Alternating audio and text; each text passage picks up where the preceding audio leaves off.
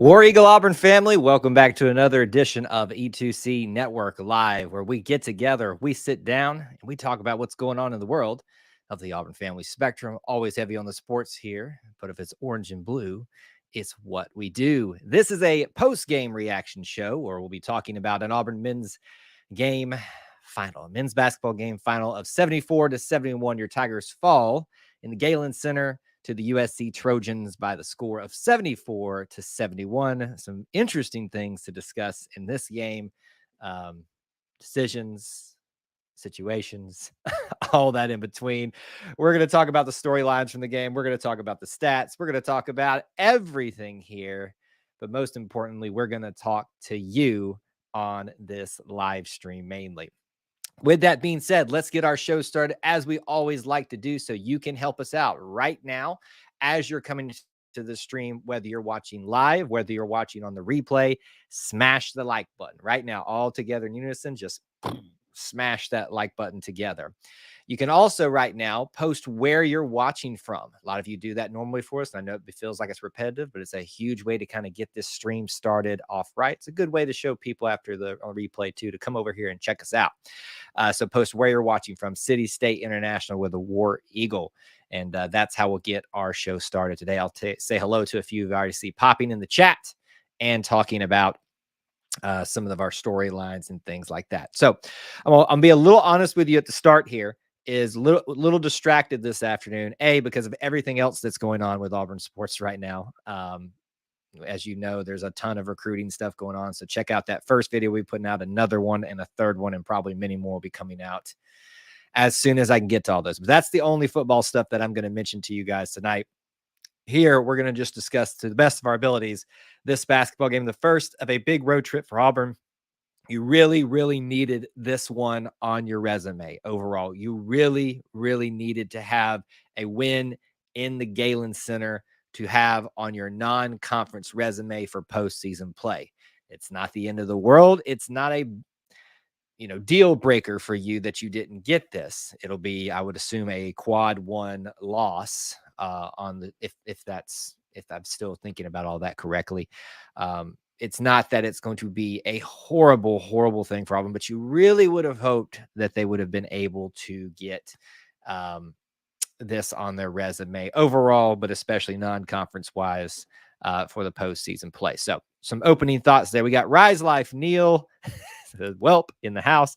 Devin's here. Good to see you, Devin. Brady's here. Thanks, guys, so much for being here, hanging out with us tonight. Yes, can we just talk about this first? I know we want to talk about basketball first, but Bill Walton.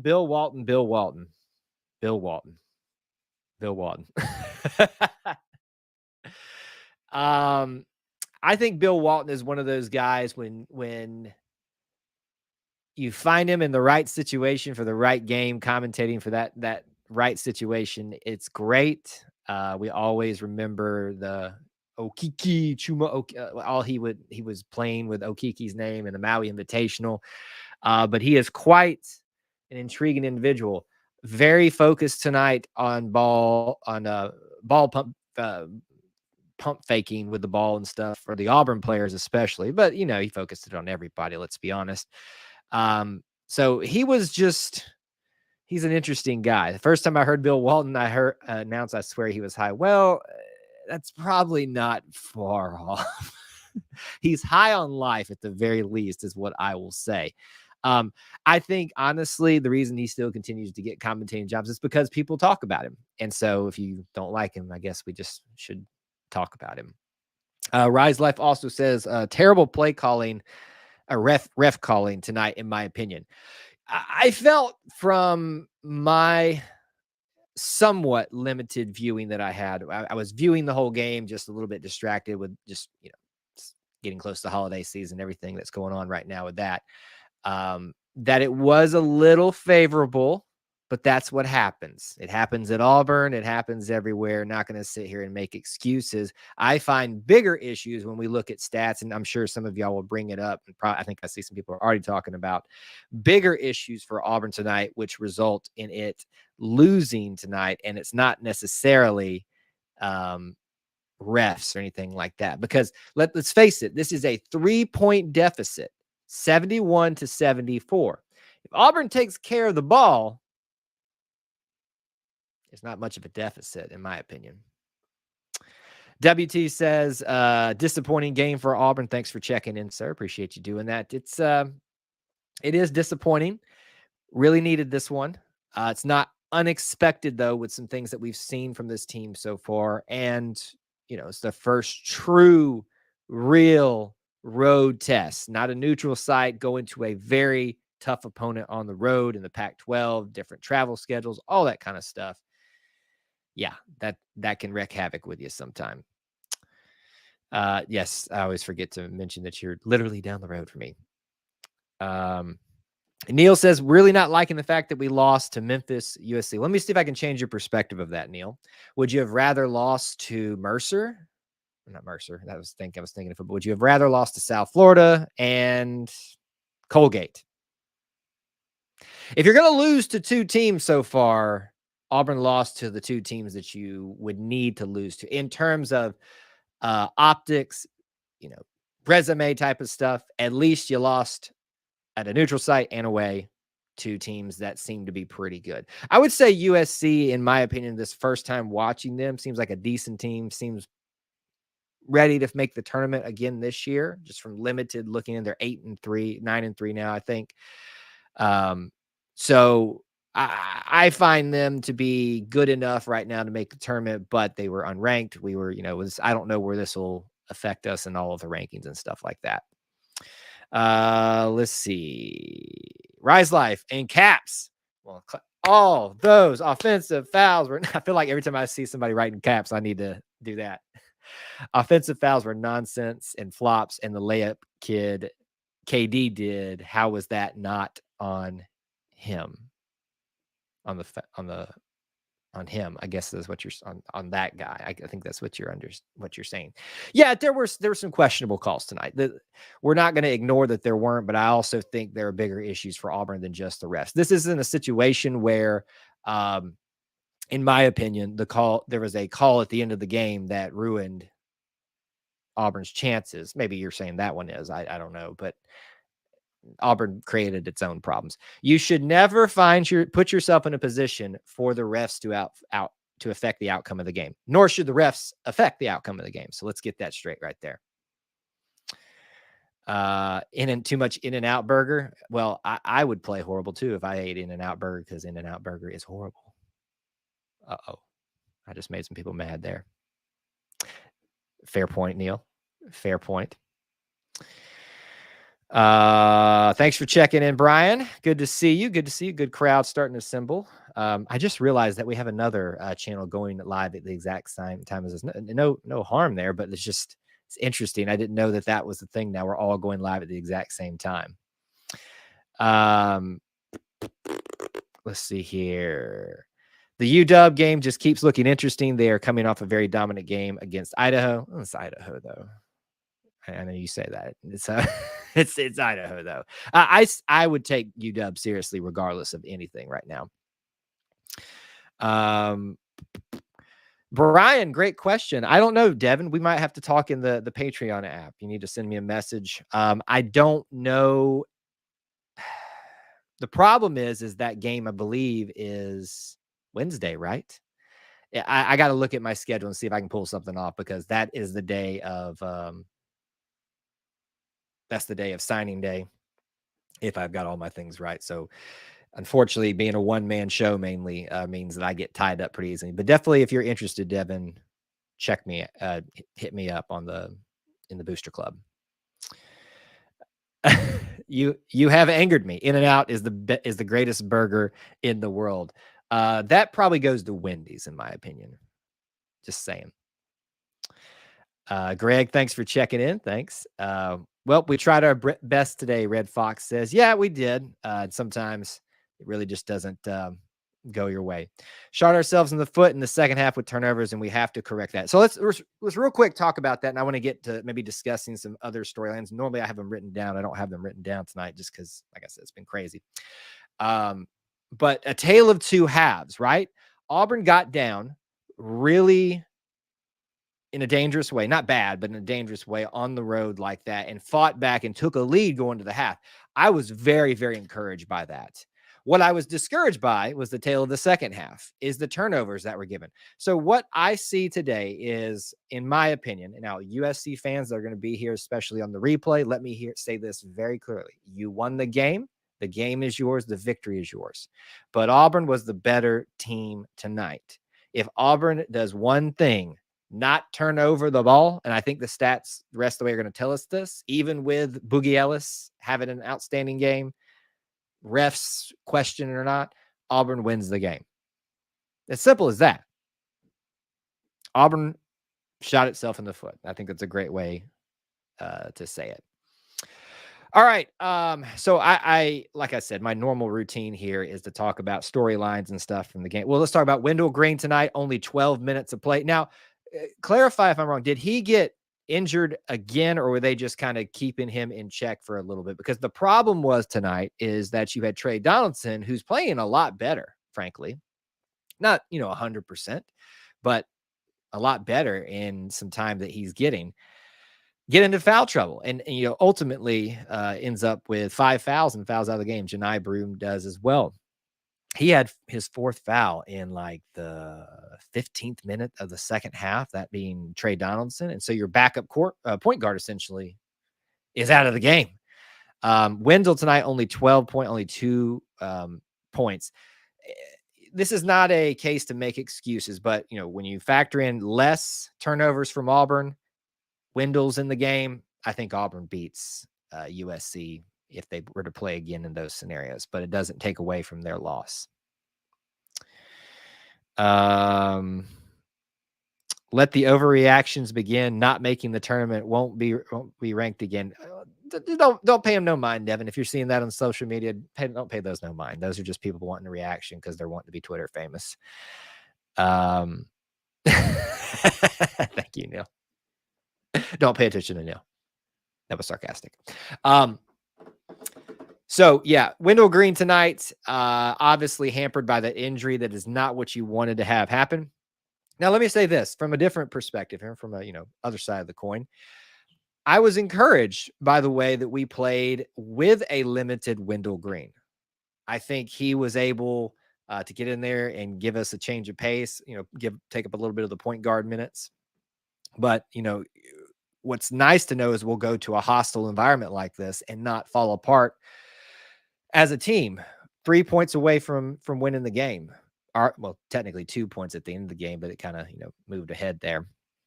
So all in all, coming in with the injury situation and all that to me is a little bit of an encouraging thing. So it is discouraging that you lost the game tonight, but for me, and maybe this is just my nature, being a little bit of an optimistic person, finding reasons to be, to find things to believe in going forward, I guess is what I'm trying to say there.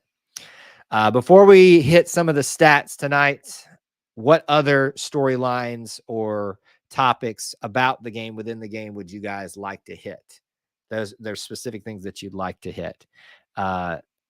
It is funny, but we're not gonna really talk about that a whole lot here because I don't pay attention to poverty programs, even though we just lost 2. So there's that part of that as well. All right. Well, if you got some more storylines and things that you want to hit, please do post them right now in the chat, and we will cover those as you bring them up. We already talked about Wendell tonight and his 12 minutes of play. Really not a factor overall. Contributed when he got in there, but just when you're that limited, it's hard for you to really make a difference on the court other than giving people a breather.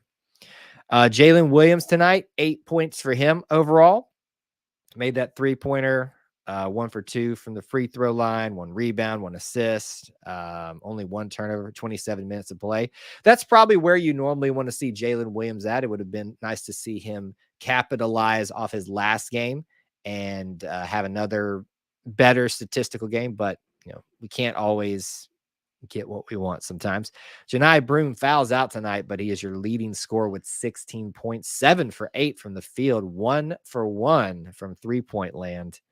Only 1 of 2 on his free throws, 8 rebounds. 2. Janai, to me, and I think Jalen too, have so often this year been 2 rebounds shy of a double-double, or maybe 2 points, like the number's 2 that they've been missing to get into that double-double category, which has been interesting to kind of watch go down so frequently. I shouldn't say consistently, but so frequently. Chris Moore with 5 points tonight. Zep Jasper with 6 points tonight, usually where you kind of see them sitting at. Nothing really. Oh, let's talk about Zep Jasper tonight. 2 for 4 from three-point land. Okay, Zep, I see you. I think Zep's getting better in his shooting ability, to be honest with you. I think he's starting to kind of finally get there. Double-double is my favorite in and out. But, well, we value double-doubles that aren't from gross hamburger joints, Neil. We value them on the court, not in the bathroom, which is where In-N-Out Burger puts you when you're done with that. Sorry, In-N-Out Burger, if you wanted to be a sponsor someday. Trey Donaldson tonight, 12 points. Great game for him. He did have some, he got in foul trouble. He threw the ball away a couple of times, but this is what's to be expected from a guy that's trying to find his footing, trying to find his opportunities to play more and seize those. They're going to be a little bit more errant. They're going to sometimes make some mistakes, but I like a guy who's out there trying, doing his best, and he benefits tonight from 12 points. 2 rebounds, 1 assist. He does foul out though, so a little bit risky there. Katie Johnson, only 6 points tonight. 6 for 7 from the free throw line, and 1 he didn't want to make. Can we just talk about that for this? Let me just talk about that for a second. There is nothing more frustrating in basketball probably than trying to miss the free throw and you make it. Now, what does that say? And this is not a shot at KD or anybody in particular. This is a shot at Kyle because it's happened here too. What does it say when it's easier for you to make the basket trying to miss it than it is sometimes when you're trying to make it and you miss it? Think about that. Think about that conundrum. That just blows my mind sometimes. It really does. I cannot fathom sometimes how that works in my head, but it works that way sometimes. So yeah, so there's that part of it. That was frustrating for him, but he's 6 for 7 from the free throw line tonight, which is commendable. He didn't make any of his free 3-pointers though. Chance Westry, only 0 points tonight, but only got 1 minute of playing time. Yawan Traore, only 3. He made that big 3. Alan Flanagan, 9 points tonight, almost got into double digits. Made a humongous falling back 3 in not clutch moments, but you really had to have something there because USC was pulling away. And he doesn't make that. We're probably not talking about the chess match that happens at the end of the game, frankly. So Alan Flanagan, you better thank your lucky stars that you have him. We talked about this a stream ago. I did not see the comments, but I know that he talked about his family being worried about him. I mean, just take care of yourselves, folks. That's all I can say. WT, I think we have a good team, and early struggles will pay off later in the year. I mean, absolutely. Listen, there's a long season ahead to wait and see how this shapes out. The great thing about the basketball season is, I think this is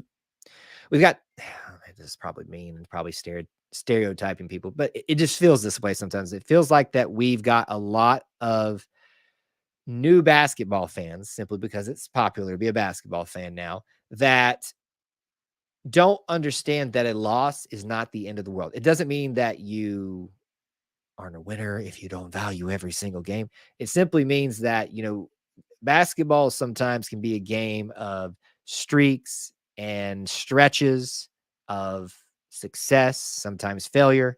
This isn't one of those. This is a team right now that's kind of doing this number right now. It's trying to figure out where it's going to level off at and then try to work its way up from.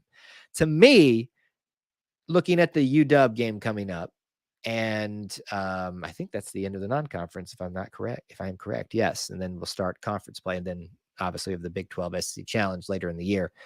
But I think this could be the start of us finding that foundation to work from.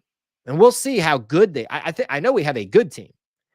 I don't know if I can definitively yet say that we have a great team, but we are a good team. We are a team that should make the tournament as of this moment.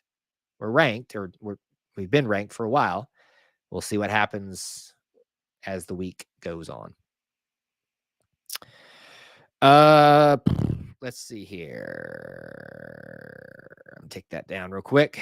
Looking back over some of the individual stats. Dylan Cardwell tonight, 4 points. I can't really think of big moments that he really had tonight. So if there's someone that we specifically didn't hit that you wanted to hit, or a topic on that you want us to hit, make sure that you drop it there in the comment section. All right. Let's look at some team stats tonight. Let me just go straight to the big one. I usually work my way down it and talk about what I want. I'll talk about the big three. Okay. So the big three stats that I always check on to tell you the tale of the game.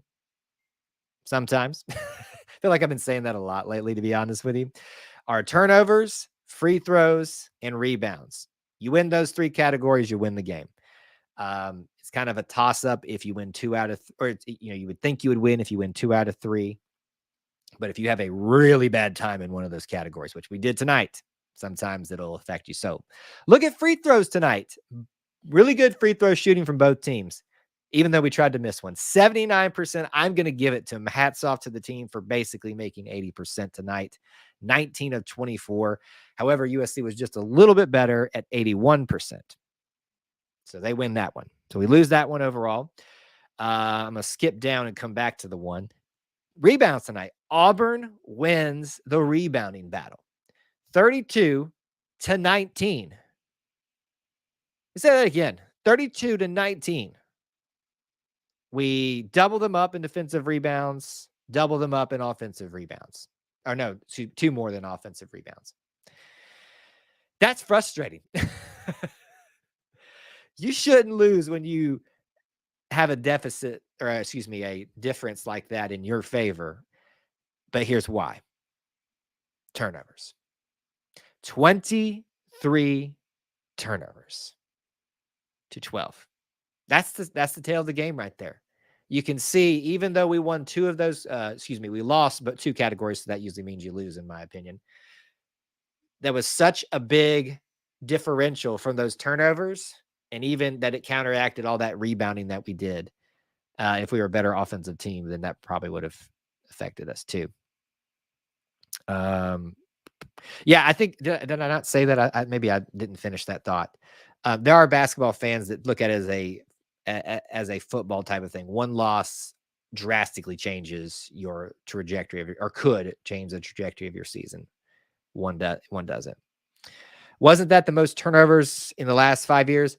Sadly, I feel like 23 is probably the most this season.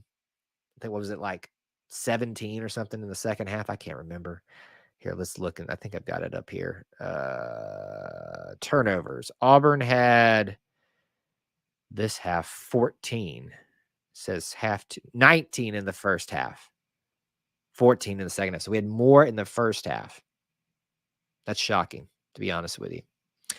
Turnovers. The big three that will win and lose games for you: free throws, rebounds, and turnovers. We lose 2 of those tonight when we lose turnovers in a big, big way.